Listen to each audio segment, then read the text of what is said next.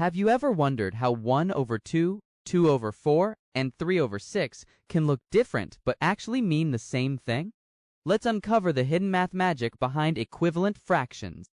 A fraction is a way of representing part of a whole. Fractions are written as two numbers, one over the other. The number on top is called the numerator. It represents how many parts we have. The number on the bottom is called the denominator. It shows how many equal parts the whole is divided into.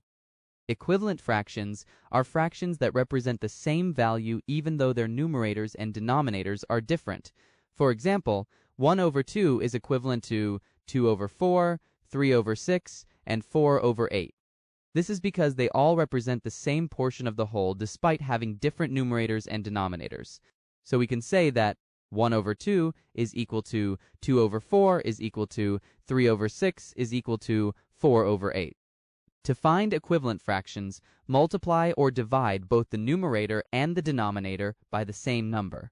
For instance, 2 over 3 is equivalent to 10 over 15 because when you multiply both the numerator and the denominator by 5, you get 10 over 15. Similarly, the reverse is true. If you divide 10 over 15 by 5, you get back to 2 over 3. This shows that 2 over 3 is equal to 10 over 15. Let's look at more examples. 10 over 19 is equivalent to 100 over 190.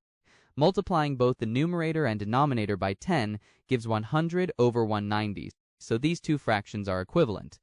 Likewise, 100 over 130 is equivalent to 10 over 113 because dividing both 100 and 130 by 10 gives you 10 over 13.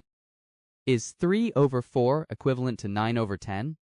To check, we can try to create an equivalent fraction by multiplying both the numerator and denominator of 3 over 4 by the same number.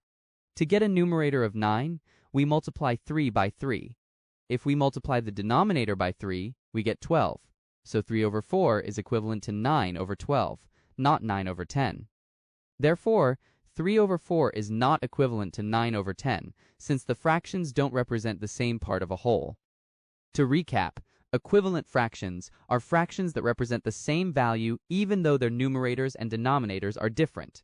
Equivalent fractions can be found by multiplying or dividing both the numerator and denominator by the same number. Different numbers, same value. That's the true beauty of fractions. Math isn't about how it looks, it's about what it represents. Now that you understand equivalent fractions, get ready to level up. In the next video, we'll explore how to add and multiply fractions like a pro. Stay tuned. Stay curious.